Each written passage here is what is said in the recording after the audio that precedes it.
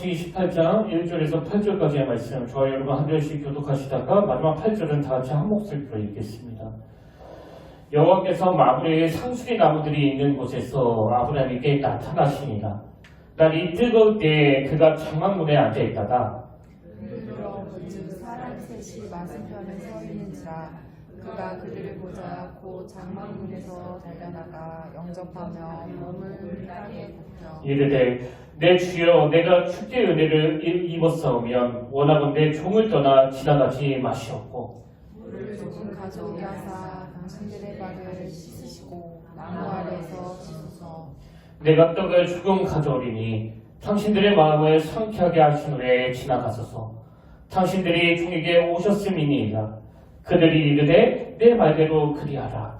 아브라함이 급히 장막으로 가서 사라에게 이르되 속히 고운 가루 세 쌀을 가져다가 반죽하여 떡을 만들라 하고 아브라함이 또 가죽대 있는 곳으로 달려가서 기름지고 좋은 송아지를 잡아 하인에게 주니 그가 급히 요리한지라. 우리 다 같이 읽겠습니다. 시작. 아브라함이 엉긴 젖과 우유와 하인이 요리한 송아지를 가져다가 그들 앞에 차려놓고 나무 아래에 모셔섬에 그들이 먹으니라. 아멘. 할렐루야. 반갑습니다. 우리 함께 인사 나누기를 원합니다. 참 잘 오셨습니다. 은혜 많이 받읍시다. 주님의 이름으로 축복하고 축복합니다. 오늘 본문에서 굉장히 독특한 포인트 하나를 발견할 수 있는데요. 본문에서 하나님께서 아브라함을 찾아주시는데 굉장히 특이한 게 하나님께서는 당신의 모습은 감추시고 사람의 모습으로 나타나신다는 겁니다. 그게 방금 읽은 창세기 18장 1절 2절인데요. 자, 한번 다시 보시겠습니까? PPT가요. 여호와께서 마므레의 상수리 나무들이 있는 곳에서 아브라함에게 나타나시니라. 날이 뜨거울 때에 그가 장막문에 앉아있다가 눈을 들어본즉 사람 셋이 맞은편에 서 있는지라.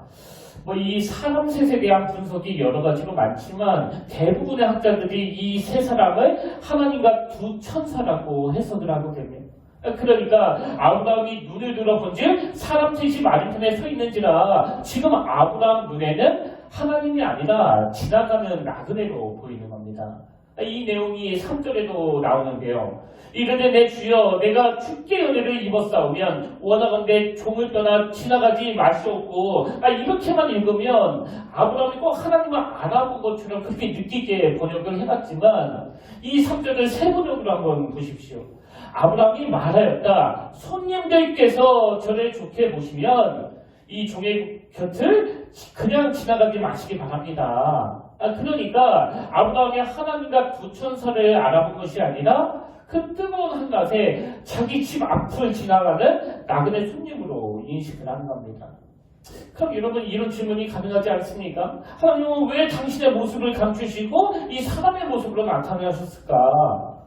성경이 그 이유를 설명하지 않아서 정확하게는 알 수 없지만요. 저는 이 부분을 묵상하면 묵상할수록 지금 하나님이 아브라함을 테스트하기 위해서 어떤 의도를 가지시고 사람으로 나타나신 게 아닌가 그런 생각이 자꾸 드는 겁니다. 그럼 제가 왜 그런 생각을 했느냐? 이 부분을 설명하기 위해서는 우리가 지난주에 살펴봤던 창세기 17장을 다시 되짚어 봐야 되는데요. 여러분도 아시지만 창세기 17장에서 아브라함은 그 어마어마한 변화를 경험하지 않았습니까? 하나님의 임재와 말씀으로 인해서 무려 13년 동안 방황하던 긴 침체기를 끝나고 하나님과의 언약갱신을 통해 다시 꿈을 꾸는 그 회복을 경험한 거예요. 그래서 17장 맨 마지막 말씀이 이렇게 끝납니다. 창세기 17장 26절. 그날에 아브라함과 그 아들 이스마엘이 할례를 받았고, 이렇게 아브라함은 할례를 통해서 하나님의 언약 백성으로서의 그 위치를 회복하는 것으로 이 17장 말씀이 마무리가 되었는데요. 그리고는 오늘 18장에서 하나님께서는 당신을 감추시고 사람의 모습으로, 그 나그네의 모습으로 나타나신 거예요. 그러니까 지금 하나님께서는 언약갱신을 통해 할례를 받은 아브라함에게 어떤 의도를 가지고 접근하셨는지 추측이 가능하지 않습니까? 여러분, 하나님이 아브라함을 시험하는 그 의도가 뭐라고 생각하세요? 저는 그 이중수 목사님이 쓰신 책에서 힌트를 좀 얻었는데요. 이렇게 설명합니다. 창세기 17장은 아브라함이 할 일을 받았더라 이런 말씀으로 끝을 맺었고 창세기 18장은 할 일을 받은 아브라함이 어떻게 달라졌는지를 예시한 것이다. 이 흐름을 아시겠죠? 그러면서 정리하기를 마음에 할 일을 받은 자는 제일 먼저 대인관계에서 나타난다. 왜 하나님이 당신의 모습이 아닌 이 나그네의 모습으로 아브라함에게 나타나셨느냐? 왜냐 하니까 이 마음에 할 일을 받은 자는 그 변화가 제일 먼저 대인관계에서 드러나는데 아브라함에게 이 변화가 나타나고 있는가? 이걸 지금 하나님이 테스트하기 위해서라는 겁니다. 제가 예전에 그 8번 말씀 중에 긍휼한 자는 복이 있나니 이 부분을 설교하면서 그 미국에 오래 사셨던 분의 이야기를 전해드린 적이 있었는데요. 제가 그분의 이야기를 들으면서 너무 인상적이었던 게 이 약자들을 대하는 그 미국 사람들의 호의예요. 호의. 이 약자들을 대하는. 그래서 만약에 아침에 이렇게 차를 몰고 가다가 펑크가 나거나 또 시동이 안 걸리면 그 미국 사람들은 그냥 모른 척하면서 지나간 것이 아니라 어떤 사람은 뭐 집에서 연장을 가지고 온다든지 또 어떤 사람은 막 찾아와서 무슨 일이라고 위로해주고 막 위로해주면서 어떻게 해서든지 또 해결해주려고 적극적으로 그렇게 도와준다는 거예요. 근데 그 미국 사람들은 이걸 무슨 대단한 일로 생각하는 게 아니고요. 이 약자에 대한 환대를 그 당연한 것처럼 인식한다는 겁니다. 그래서 제가 그 굉장히 독특하게 생각을 하고 있었는데 이 설교를 준비하다가 왜 그 이야기가 떠올랐냐면 이번에 그 미국 사시는 이모하고 통화하는데 그런 말씀을 하시더라고요. 미국 사람들은 약자에 대해서는 진짜 친절한데 이게 바로 기독교 정신에서 나왔다는 겁니다. 근데 이런 말이 뭐 예수 믿는 사람들만 하는 이야기가 아니고요. 직장에서나 또 학교에서나 안 믿는 사람들도 똑같이 이야기한대요. 이 미국 사람들이 약자에 대한 이 친절함은 그 기독교 문화라고. 지금 이종수 목사님의 설명이 바로 그 이야기를 하고 있는 거예요. 마음의 할례를 받은 자는 그 변화가 가장 먼저 대인관계에서 드러난다. 또 최태영 교수님이 쓴 책에 보니까 오늘 본문과 관련해서 이런 설명을 한 겁니다. 인간의 성숙이란 자기 중심의 삶에서 타자 중심의 삶으로 얼마나 변화되었는가를 보고 알 수 있다는 말이 있습니다. 그래서 어떤 종교학자는 고등 종교와 하등 종교의 분별을 여기에서 찾는다고 했습니다. 모든 고등 종교는 그 지향하는 바가 자기를 버리고 남을 위하는 데 있다는 것입니다. 참된 신앙인 기독교가 지향하는 인생은 남을 위하고 세상을 위한 인생입니다. 예수님의 삶은 남을 위한 삶이었습니다. 아브라함의 신앙 여정도 예외가 아닙니다. 그는 자기를 위한 삶에서 남을 위한 삶으로 지향점이 바뀌어갔습니다. 창세기 18장에서 우리는 그것을 관찰할 수 있습니다. 여러분 이제 정리가 되십니까? 17장에서 아브라함은 하나님과 언약을 갱신했고 할례를 통해서 완전한 하나님의 자녀로서 자리매김하는 그 은혜를 누렸는데 바로 그 다음 18장에서 하나님이 당신을 감추시고 인간의 모습으로 그것도 그 뜨거운 날씨에 지친 나그네의 모습으로 임하셨다는 건 지금 하나님이 아브라함에게 뭘 테스트하기 원하시는 거예요. 얘가 제대로 은혜를 받았나? 그걸 점검하기 원하신다는 거예요. 그럼 왜 하나님은 이런 방법으로 테스트하는 걸까요? 하나님이 아브라함에게 이런 테스트를 하셔야만 되는 그 궁극적인 이유가 뭐예요? 여러분도 잘 아시지만 하나님은요 창세기 12장에서 아브라함을 복의 통로로 부르셨습니다. 근데 아브라함이 이 복의 통로가 되려면 무슨 조건이 필요한 거예요? 나 자신만을 위해 사는 것이 아니라 그 지향하는 바가 자기를 버리고 남을 위하는 데 있는 그 사람만이 이 복의 통로가 되는 거 아닙니까? 그냥 뭐라도 하나 가져가면 자기 중심적으로 막 집착해가지고 끌어모으기만 하고 조금도 흘려보내지 않는 그 사람이 어떻게 그 복의 통로가 될 수 있겠냐. 그래서 하나님께서는 언약갱신을 통해서 아브라함이 회복이 됐는지 안 됐는지 또 복의 통로가 될 자격을 갖추고 있는지 안 갖추고 있는지를 점검하시기 위하여 이 나그네의 모습으로 나타나셨는데요. 뭐 이런 의도를 가지고 나타나시는 하나님의 테스트에 아브라함은요 뭐 점수를 매기자면 100점 만점에 100점이에요. 완벽하게 하나님의 뜻을 구현해내는 겁니다. 아브라함이 그 더위로 지친 새 나그네를 얼마나 극진하게 섬기는지 그 내용이 오늘 보면 18장 2절에 나오는데요. 하반절부터 한번 보시겠습니까? 그가 아브라함입니다. 그가 그들을 보자 곧 장막문에서 달려나가 영접하며 몸을 땅에 굽혀 이르되 내 주여 내가 주께 은혜를 입었사오며 원하건대 종을 떠나 지나가지 마시옵고 물을 조금 가져오게 하사 당신들의 발을 씻으시고 나무 아래에서 쉬소서. 그리고 5절 내가 떡을 조금 가져오리니 당신들의 마음을 상쾌하게 하신 후에 지나가소서. 저는 이 부분을 묵상하다가 한 번도 못 뵌 그 외할머니 생각이 나는데요. 저희 어머니 이야기를 들어보니까 저희 어머니가 한 초등학생 때, 그 중학생 때 그때는 뭐 동네에 막 거린들도 많고 대부분 뭐 다 어렵게 살았으니까요. 집에 구구라는 그 거린들이 찾아오면 저희 외할머니는 그냥 밥만 줘서 보내는 게 아니라 꼭 상을 차려가지고 마루에서 먹고 가게 하셨다는 거예요. 이게 바로 오늘 아브라함이 보여주는 모습 아닙니까? 더위에 지친 나그네를 보고 당신들의 마음을 상쾌하게 하신 후에 지나가셔서 저는 이런 환대를 베푸는 게 바로 그 그리스도인의 모습인 것 같아요. 그 다음 6절도 마찬가지입니다. 아브라함이 급히 장막으로 가서 사라에게 이르되 속히 고가로 세 쌀을 가져다가 반죽하여 떡을 만들어 하고 마지막 8절 세 번역입니다. 아브라함이 엉긴 젖과 우유와 이 치즈를 가지고 요리를 했습니다. 아브라함이 엉긴 젖과 우유와 하인들이 만든 이 송아지 요리를 나그네들 앞에 차려놓았다. 그들이 나무 아래에서 먹는 동안에 아브라함은 서서 시중을 들었다. 사실 아브라함이 지금 낯선 나그네에게 과도하게 친절을 베푸는 이게 뭐 오지랖 아닙니까? 오지랖. 그래서 저는 오늘 설교 제목을 처음에 아브라함의 오지랖 이렇게 잡았는데요. 이 오지랖을 제가 국어사전에서 찾아보니까 거의 뭐 부정적인 데 쓰이더라고요. 그래서 제가 아브라함의 건강한 오지랖 이렇게 또 잡았다가 다시 바꿨는데 뭐 지금도 아쉬워요. 그래서 이게 완전 오지랖 아닙니까? 아브라함은 지금 지나가는 나그네에게 어마어마한 환대를 베풀고 있는 거예요. 근데 제가 오늘 본문에서 주목하는 게 있는데요. 하나님이 지금 아브라함을 테스트하러 오셨는데 그래서 당신을 감추시고 나그네의 모습으로 오셨는데 제가 발견한 중요한 포인트가 뭐냐?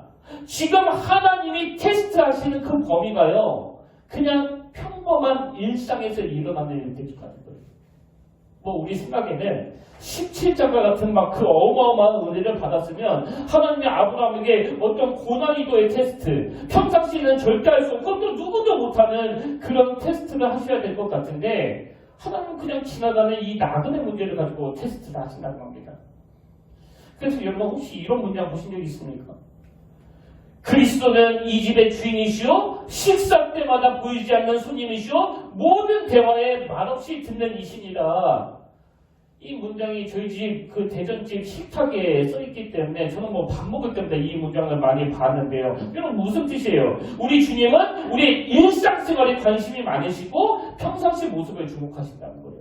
그래서 우리가 밥 먹을 때나 또 누구하고 이야기할 때 이게 다 평상시 모습 아닙니까? 뭘 이야기하는 거예요? 우리가 은혜를 받으면 삶이 달라지는데 평범한 일상이 달라진다는 거예요. 성경도 이런 태도를 뭐 얼마나 강조하는지 모릅니다. 신명기 10장 18절 고아와 과부를 위하여 정의를 행하시며 나그네를 사랑하여 그에게 떡과 옷을 주시나니. 그 다음 보세요. 너희는 나그네를 사랑하라. 이건 뭐 삶에서 누구나 할 수 있는 그 평범한 명령 아닙니까? 그러나 마태복음 10장 42절 또 누구든지 제자의 이름으로 이 작은 자 중 하나에게 냉수와 한 그릇이라도 주는 자는 내가 진실로 너에게 이르노니 그 사람이 결단코 상을 잃지 아니하리라 하시니라. 우리 하나님은요 우리에게 뭐 큰 걸 바라는 게 아니에요. 평상시에 할 수 있는 그 평범한 행위를 요구하시는 겁니다. 아니 누가 이 목마른 사람에게 물 한 잔 못 주겠냐고요. 이렇게 하나님은 우리 평상시 모습에 굉장히 관심이 많으시고 더 놀라운 거 받은 은혜를 삶에서 구현하는 그 사람에게 상을 베푸시겠다는 겁니다. 그래서 저는 뭐 웅장하시고 막 광대하시고 또 막 스케일이 크신 이 하나님도 너무너무 좋지만요. 삶 가운데 이런 소소한 행위를 통해서도 상을 베푸시겠다는 그 하나님이 너무나 감동이 되는 거예요. 그리고 여러분도 잘 아시지만 보통 막 스케일이 큰 사람들이 그 디테일에 좀 약하지 않습니까? 제가 대전에서 사역할 때 그 지방에 큰 교회가 있었는데요. 거기 담임 목사님은 이번에 그 감독까지 되신 되게 유명한 분이거든요. 근데 그 교회 부교육자가 바로 제 바로 밑에 후배인데요. 한 번은 무슨 이야기를 하는가 하니까 자기 목사님은 뭐 스케일이 막 얼마나 큰지 뭔 행사를 하더라도 그냥 넘어가는 법이 없다는 거예요. 그러니까 연예인을 섭외하고 먹거리도 막 풍성하게 준비하고 그리고 막 여기저기 다니면서 막 크게 선교도 하시는데 그분의 문제가 뭐냐? 그 디테일에 약하다는 겁니다. 예를 들어서 지나가다가 누구를 만나요. 그래서 너 요새 뭐 하느냐? 저 신학교 갔습니다. 그래? 그럼 내가 이번에 너 장학금 줄게. 그리고는 그 약속을 새까맣게 잃어버린대. 하도 스케일이 큰 약속들을 많이 하셔가지고. 그래서 그 목사님이 그냥 툭툭 약속하시는데 그 안 지키는 게 되게 많다. 그런 이야기를 제가 오래전에 들었는데요. 여러분 만약에 우리 하나님이 그런 분이시라면 그래서 기도하면 바로바로 막 내가 들어줄게 그리고는 다 잊어버리시는 그 스케일만 크시는 하나님이시다면 어떻게 되겠냐. 우리 하나님은요 스케일도 엄청 크신 분이지만 동시에 뭐 얼마나 섬세하신지 여러분 솔직히 말해서 그 목마른 그 사람에게 생수 하나 주는 이게 뭐가 어려운 일이겠냐. 근데 하나님은 그 사람에게 생수 한 병 내준 이것조차도 기억하시고 내가 잊지 않고 내가 보상하겠다는 하나님이세요. 우리 일상을 주목하시는 하나님. 이런 맥락에서 저는 디모데전서 3장 2절에 굉장히 심각하게 있는데요. 그러므로 감독은 여기 나오는 감독은 오늘날로 치면 저 같은 목사나 그 장로들을 지칭하는 표현 아닙니까? 그러므로 감독은 책망할 것이 없으며 하나님의 남편이 되며 절제하며 신중하며 단정하며 나그네를 대접하며 가르치기를 잘하며 제가 이 말씀을 읽으면서 충격이 되는 게 뭐냐 하면 오늘날 저 같은 목사들에게 가장 중요한 게 뭐냐고 그러면 다 하나같이 그 설교라고 그래요. 설교. 그래서 목사는 가르치기를 잘해야 된다. 그리고 뭐 담임 목사님을 막 청빙할 때도 이 설교를 잘하는 게 참 중요하다고 우리는 그렇게 알고 있는데 지금 디모데전서 3장 2절에서 뭐라고 합니까? 그 우선순위를 보니까 가르치기를 잘하면 이건 맨 나중에 나와요. 그리고 더 놀라운 건 바로 그 앞에 나그네를 잘 대접하는 이게 가르치기를 잘하는 것보다 우선순위에서 앞선다는 겁니다. 그렇기 때문에 교회는요.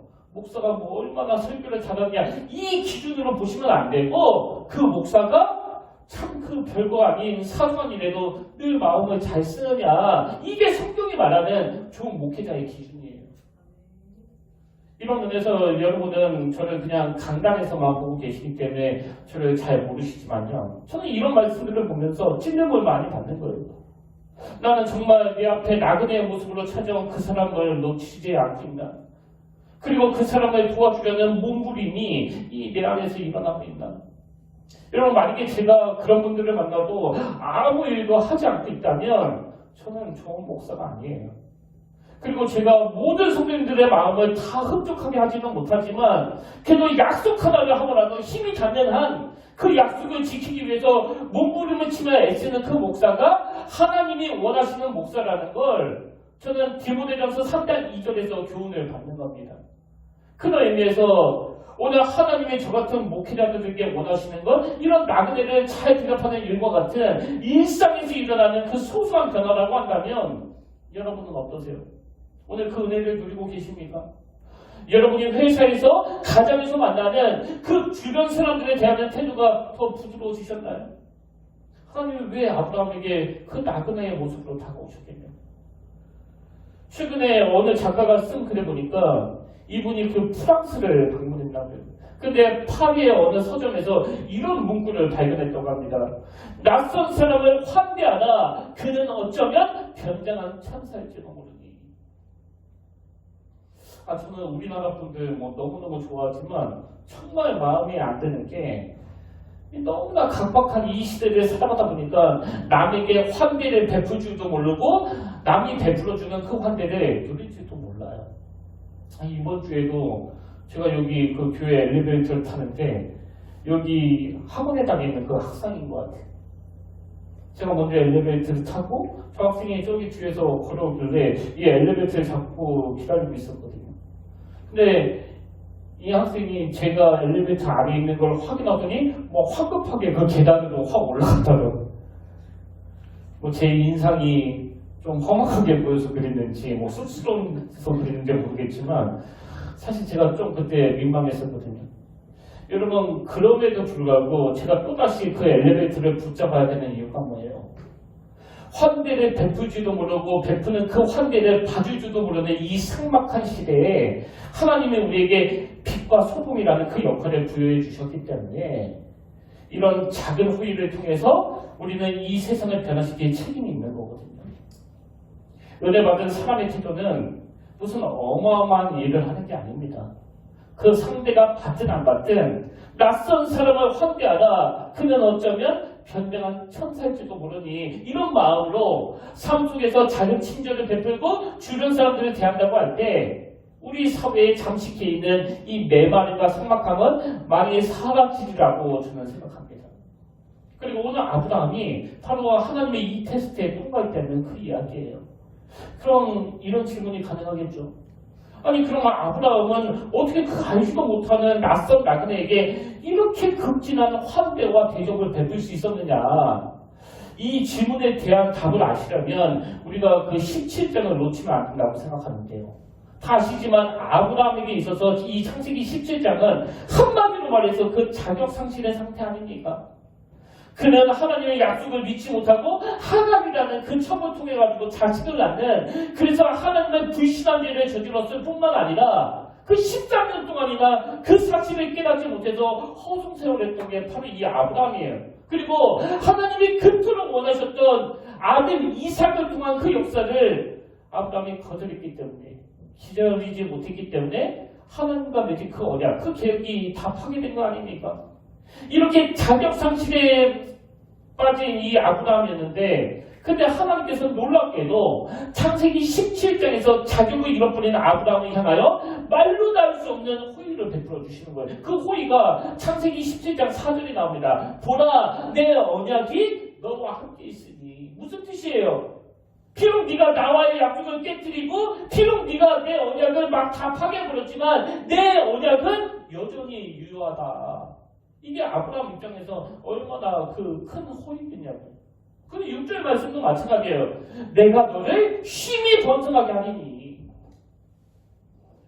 이렇게 17장에서 이 아브라함이 향하는 하나님의 호의와 환대가 계속 이루어지는데요. 여러분, 이런 호의와 환대를 받은 아브라함에게 어떤 감격이 있었을까요? 이 자격을 상실해버린다. 이 언약을 파괴해버린다. 그래서 13년을 허송해버린 나에게 상상을 초월하는 호의로 다가와주시고 상상을 초월하는 환대를 베풀어주신 그 하나님의 은혜에 대한 뜨거운 감격이 있는 거예요. 그리고 이 17장에서의 그 뜨거운 감격이 18장까지 이어지니까 제가 오늘 설교 제목을 오죽하면 아브라함의 오지랖 이렇게 정하고 싶을 정도로 모르는 나그네에게 과거하게 호의를 베푸는 그 원동력이 되는 겁니다. 저도 이런 비슷한 경험을 한 적이 있거든요. 저는요, 처음 그 신학교 입학을 하고 1년 내내 울었습니다. 물론 교수님이 전해주시는 그 말씀을 통해서도 눈물이 났지만 그때는 길 가면서도 막 자꾸 눈물이 나는 거예요. 이제 수업 마치고 중간에 점심 먹으러 그 전도사님들과 식당을 향해 우르르 가는데 그 무리에 내가 섞여 있다는 이게 막 너무 감격이 돼가지고 막 그렇게 눈물이 나더라고요. 이 자격도 없는 나 같은 걸 하나님이 어떻게 이 귀한 반열에 있도록 인도해 주셨는가. 새벽기도 갈 때도 마찬가지예요. 성경책 들고서 그 전도사님들과 그 예배당을 향해 우르르 가는 그 행렬에 내가 들어있는 것만으로도 말로 다 할 수 없는 창세기 17장에서 아브라함이 겪었던 그 감격을 저도 1년 내내 겪었습니다. 그래서 정말 많이 울었거든요. 그러다 보니까 18장에서 지금 아브라함이 보여주는 이 환대가 뭔지를 저도 좀 알 것 같아요. 제가 그 은혜 감격이 가장 넘쳤던 신학교 1학년 때 온 세상이 너무나 아름다워요. 내 생애에 가장 황홀한 애가 바로 그 해예요. 모든 게 아름다워요. 그래서 길 가다가 이 돌멩이를 보고도 이 돌멩이가 그저 있는 게 아니라 창조주 하나님의 섭리에 의해서 여기에 있다고 생각하니까 그렇게 아름답게 보일 수가 없고요. 또 지하철을 탈 때에도 어떤 아저씨가 옷을 라부하게 입고 있으면 껴안아주고 싶고 축복해주고 싶은 충동이 제 안에서 일어나는 겁니다. 마찬가지로 지금 17장에서 이 자격을 상실해버린 하나님을 배신해버린, 그래서 첩을 통해 자식을 낳아 13년 동안 정신을 차리지 못했던 이 자격을 잃어버린 아브라함을 말로 다 할 수 없이 환대해 주시는 그 하나님 아버지의 은혜의 감격이 18장에서 이 아브라함의 오지랖을 만든 거예요. 그런 의미에서 제가 지난주에 그 리딩 지저스 1번부터 하신 분들은 제가 오늘 이권을 선물로 드리겠다고 말씀드리지 않았습니까? 근데 제가 이 말을 뭐 절대 하지 말라고 말씀하셨는데 어찌 잠자말이 도저히 말할 수밖에 없는 게요.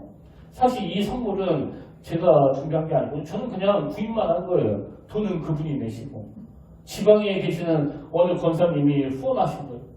그 권사님이 지금 입원 중에 계시기 때문에 그래서 교회 출석이 어렵기 때문에 제 설교 영상을 병원에서 듣고 계신데 말씀을 들으면서 마음에 막 너무 감동이 와가지고 목사님 리딩 지저스 이거는 제가 하고 싶습니다.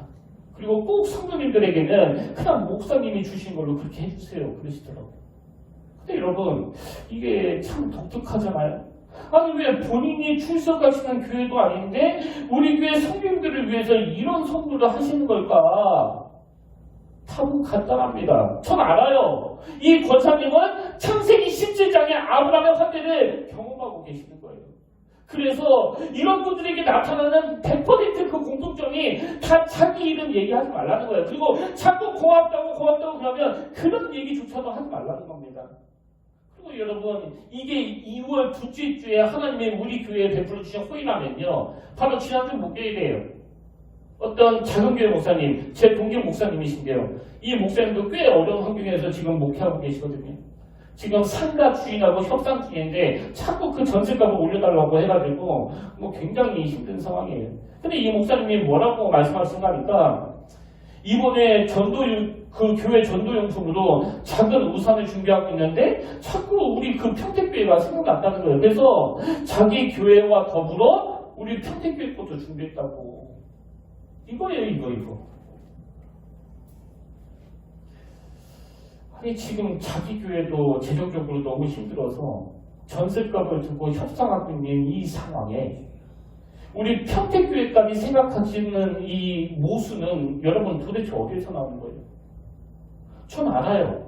그건 그분이 지금까지 그 교회를 섬기면서 창세기 17장에서 아브라함이 드렸던 하나님의 환대, 하나님의 호의, 이 하나님의 은혜에 대한 감격이 있는 거예요. 그래서 자기 교회만 잘 되는 것이 아니라 이 땅의 모든 교회가 다 잘 되기를 바라는 그런 마음이 생기는 거 아닙니까? 아브라함처럼. 그런 의미에서 저는 오늘 여러분들과 이 환대와 관련해서 두 가지 사실을 나누고 싶은데요. 첫째로 여러분, 우리가 먼저 이 하나님의 환대를 경험하자는 거예요. 우리가 먼저 아브라함처럼 이 하나님의 환대를 누리자는 겁니다. 레위기 17장 34절에 세 번역으로 한번 보십시오. 너희와 함께 사는 그 외국인 나그네를 너희의 본토인처럼 여기고 그를 너희의 몸과 같이 사랑하여라. 여기 보면 하나님이 나그네들을 잘 섬기고 환대할 것을 명하시는데요. 그 다음에 하나님께서 뭐라고 토를 다시느냐, 그 뒷부분을 한번 보세요. 너희도 이집트 땅에 살 때에는 외국인 나그네 신세였다. 그 다음에 내가 주 너희 하나님이다. 이 두 가지 명제를 아시겠습니까? 하나님께서 지금 나그네를 잘 섬기고 네 몸처럼 사랑하라 그러시면서 첫 번째 말씀이 너도 그런 나그네 신세였다는 그 말씀을 주시고 그 다음에 주시는 말씀이 네가 그렇게 어려운 나그네된 삶을 살 때 나 여호와 하나님이 너를 환대했기 때문에 네가 지금 여기까지 오게 된 거 아니냐. 그 논리의 말씀이에요. 다윗도 마찬가지입니다. 여러분 잘 아시지만 다윗은 늘 쫓기는 삶을 살지 않았습니까? 그런데 그렇게 집요하게 죽이려고 하는 그 원수 사울 앞에서도 다윗은 어떻게 위축되지 않고 끝까지 버텨낼 수 있었던 거예요. 그 힘의 원천은 도대체 어디서 나오는 겁니까? 저는 그 힘의 원천을 시편 23편 5절에서 찾았는데요. 자, 다윗의 고백을 한번 보십시오. 주께서 내 원수의 목전에서 내게 상을 찾아주시고, 여러분 이게 식탁 아닙니까? 식탁? 그 집요하게 죽이려고 달려드는 그 권력자 앞에서 끝까지 버텨낼 수 있었던 힘이 어디서 나왔다고? 그 원수의 목전에서 식탁을 차려주시는 하나님의 호의, 하나님의 은혜, 이것을 경험했기 때문에 다윗이 그 힘든 상황을 이겨낼 수 있었다는 거예요. 저는 요즘에 자꾸 그 지나온 5년의 세월을 돌아보는 그런 시간을 가지는데요. 지난 5년 동안 제 마음이 참 복잡하고 힘들 때마다 제가 경험하는 게 바로 이 하나님이 저에게 베풀어 주신 이 환대예요. 환대. 그래서 새벽마다 이사야 40장 31절 오직 여호와를 앙망하는 자는 새 힘을 얻으리니 또 예레미야가 3장 22절 여호와의 인자와 긍휼이 무궁하심으로 우리가 진멸되지 아니함이니라 이것들이 아침마다 새로우니 주의 성실하심이 크시도소이다. 뭐 누가 저를 칭찬해주고 막 걱정해주면 뭐 괜찮다 대수롭지 않다 걱정하지 말라 그랬지만 여러분 사실 저도 인간인데 왜 염려가 안 되겠냐고요. 근데 교회가 재정적으로 어려울 때마다 하나님은 너무나 시기적절하게 또 과하지도 부족하지도 않게 까마귀들을 통해서 먹이시고 입히셨고 잘 나오시던 성도님이 갑자기 교회를 떠나가지고 제 마음이 막 힘들어하고 있으면 하나님은 때로는 사람을 통해서 때로는 말씀을 통해서 밀어주시고 다시 일어날 수 있도록 힘을 북돋아 주시니까 하나님께서 내 수고를 알고 계시는구나 그걸 깨닫게 되는 거예요. 그래서 저에게 5년은요 진짜 하나님의 환대의 시간이었거든요. 뭐 지금도 마찬가지예요. 지금까지 이어져 오고 있습니다. 그렇기 때문에 혹시 여러분 중에 지금 무슨 일로 많이 힘들어하시는 성도님이 이 자리에 계시다면 여러분이 그 이전부터 지금까지 누렸던 그 하나님의 호의, 그 하나님의 환대, 그 하나님의 은혜를 더 많이 누리게 되시길 바랍니다. 그리고 무엇보다도 로마서 8장 32절 자기 아들을 아끼지 아니하시고 우리 모든 사람을 위하여 내주신 이가 어찌 그 아들과 함께 모든 것을 우리에게 주시지 아니하겠느냐. 이렇게 십자가를 통하여 베풀어 주신 우주를 향하신 그 하나님의 환대를 많이 누리게 되시길 바랍니다. 그래서 자꾸 제가 그 의욕을 상실하고 자꾸 자신감을 잃어갈 때마다 하나님은 사람을 통하여 말씀을 통하여 대신 다시 회복시켜 주심으로 지금 담대하게 이렇게 말씀을 전하는 목회자가 된 것처럼 오늘 예배드리는 모든 성도님들에게도 이 하나님의 환대를 누리는 복이 있기를 주님의 이름으로 축복합니다. 그런가 하면 이 환대와 관련해서 우리가 기억해야 될 두 번째가 뭐냐? 여러분이 하나님께 받은 그 환대를 대갚아야 된다는 거예요. 받은 하나님의 환대를 되돌려 주셔야 된다는 겁니다. 그럼 어떻게 되돌려 드리느냐? 예수님이 그 방법을 가르쳐 주셨는데요. 자, 예수님께서 그 받은 하나님의 환대를 어떻게 되갚으라고 합니까? 마태복음 25장 35절에 보십시오. 내가 줄일 때에 너희가 먹을 것을 주었고 목마를 때 마시게 하였고 나그네 되었을 때 영접하였고 헐벗을 때 옷을 입혔고 병들었을 때 돌보았고 옥에 갇혔을 때 와서 보았느니라. 그랬더니 그들이 말합니다. 예수님 우리가 언제 주님을 이렇게 대접했습니까? 그랬더니 주님의 유명한 대답 40절 임금이 대답하여 이르되 내가 진실로 너희에게 이르노니 너희가 여기 내 형제 중에 지극히 작은 자 하나에게 한 것이 곧 누구에게 한 것이라고요? 주님께 한 것이니라. 17장에서 아브라함이 그 놀라운 하나님의 환대를 받았는데 오늘 18장에서 하나님이 당신을 감추시고 나그네의 모습으로 나타나신 의도는 바로 이 말씀 때문이에요. 아브라함이 하나님께 받은 그 호의와 환대를 잘 흘러보내고 있는지를 확인하기 위한 테스트.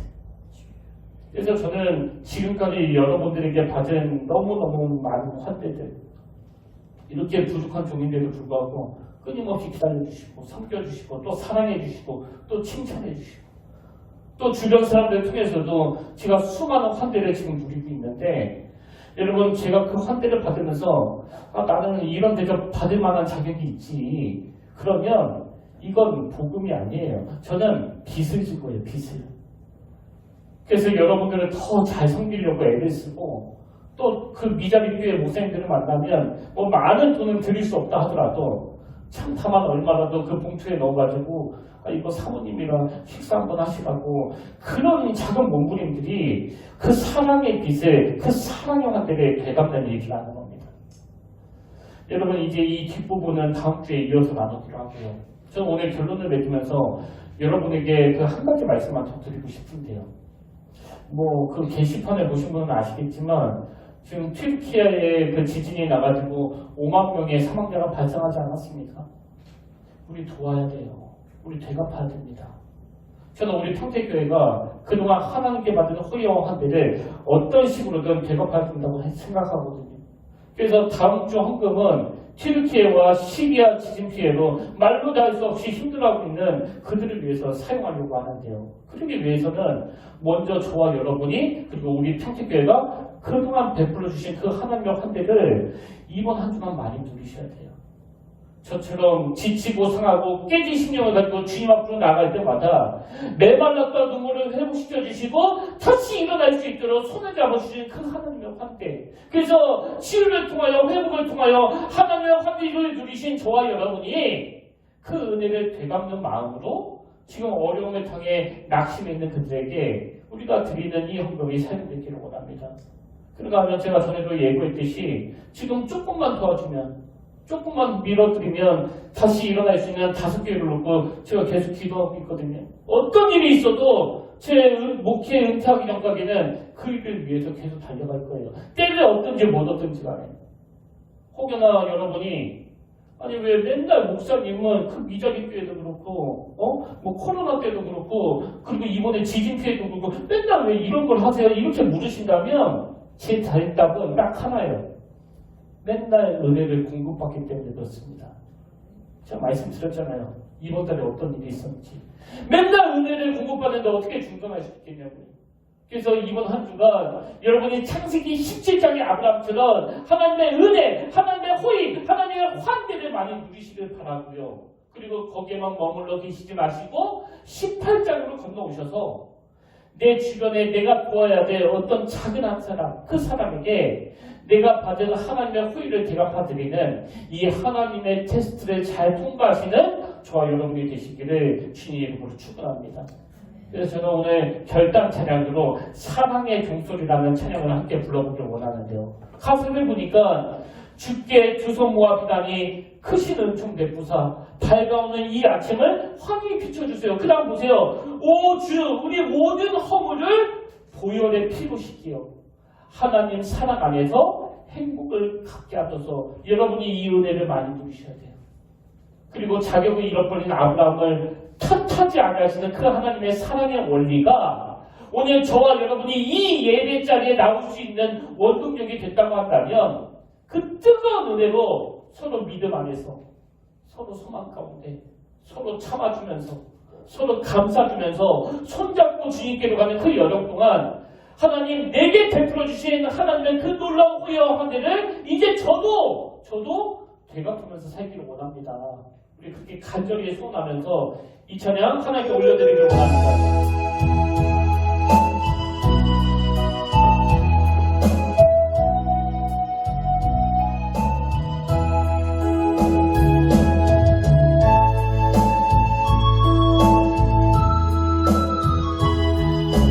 함께 찬양합니다.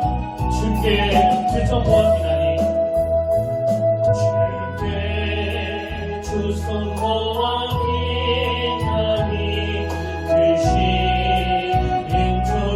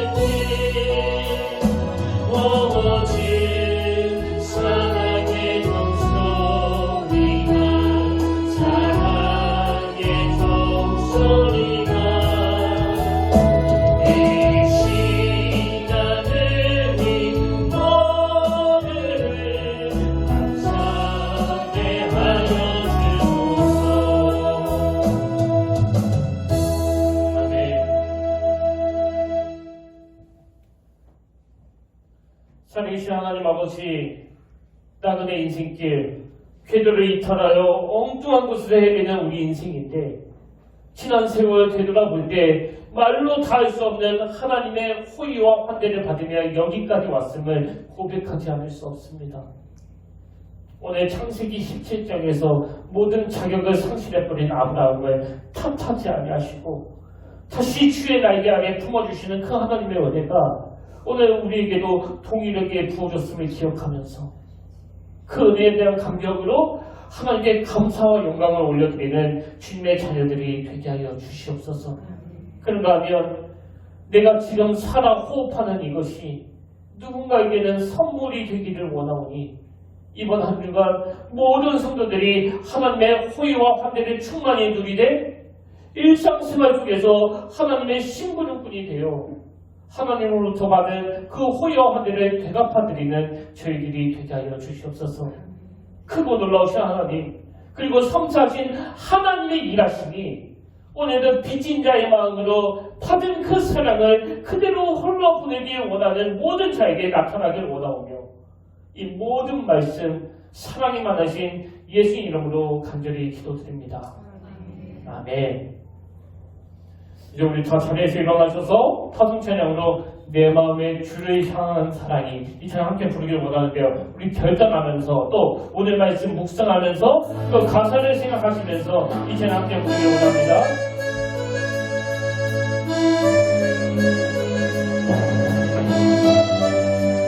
내 마음의 주를 향한 사랑이 내 마음의 주를 향한 사랑이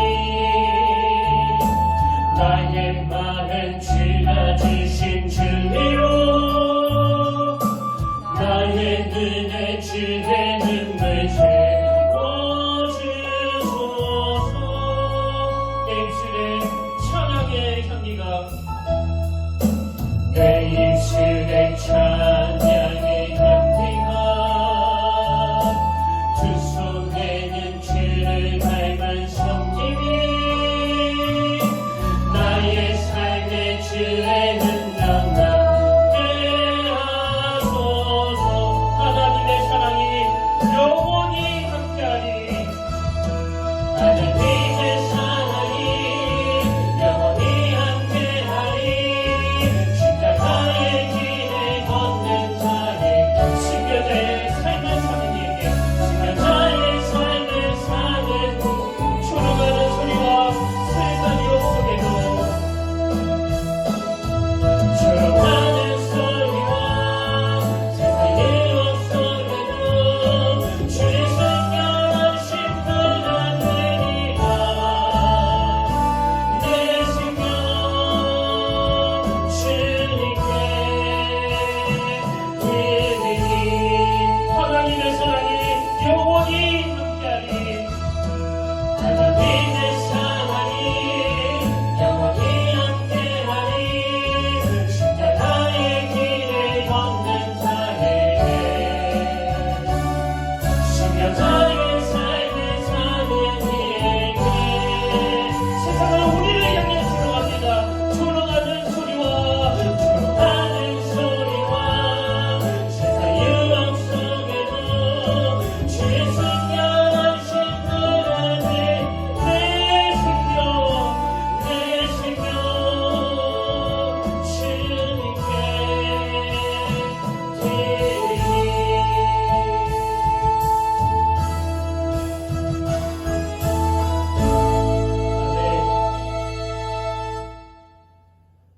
가난한 사람에게 은혜를 베푸는 것은 주님께 구워드리는 것이니 가난한 사람에게 은혜를 베푸는 것은 주님께 구워드리는 것이니 주님께서 그 선행을 넉넉하게 갚아주신다. 하나님, 오늘 이 말씀이 그저 우리 머리에서 공감으로 끝나는 것이 아니라 우리 가슴의 내비와 우리 손과 발로 연결되기를 원합니다. 그러기 위하여 창세기 17장에서 아브라함이 누렸던 그 하나님의 놀라운 사랑과 호의와 환대를 우리 귀한 성도님들에게도 허락하여 주시고 이번 주 우리 성도님들이 누린 그 풍성한 하나님의 환대로 다윗처럼 원수가 잡아 죽이려고 달려드는 그 상황에서도 그 원수의 목전에서 상을 차려주시는 그 하나님을 경험하도록 인도하여 주시옵소서. 그런가 하면 주님으로부터 받은 그 사랑의 빛을 진 우리가 일상 가운데 변화된 삶을 살아가기를 원합니다. 오늘 그 받은 사랑을 나그네들 이웃에게 흘려보낼 때 그 안에서 주님이 부어주시는 놀라운 감동을 경험하도록 인도하여 주시옵소서. 이제는 우리 주 예수 그리스도의 은혜와 하나님 아버지의 다없는 사랑과 성령님의 감동, 감화, 위로를 통 충만하심의 역사가 풍성히 주시는 하나님의 은혜와 환대를 누리게 하시고 그 받은 은혜와 환대를 내 이웃에게, 작은 자에게, 주변의 이웃에게 흘러보내며 하나님께서 주신 환대와 그 호의를 되갚아가기로 결단하고 다짐하고 얘기하는 모든 주의 자녀들 머리 위에 지금도 영원토록 함께 하시기를 간절히 축원하옵나이다.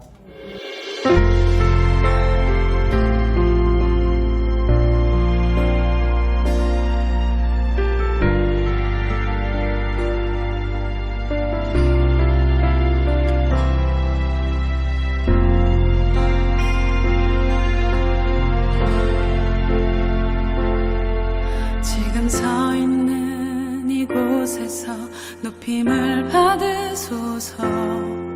내가 밟는 땅 주님의 땅이니 하늘이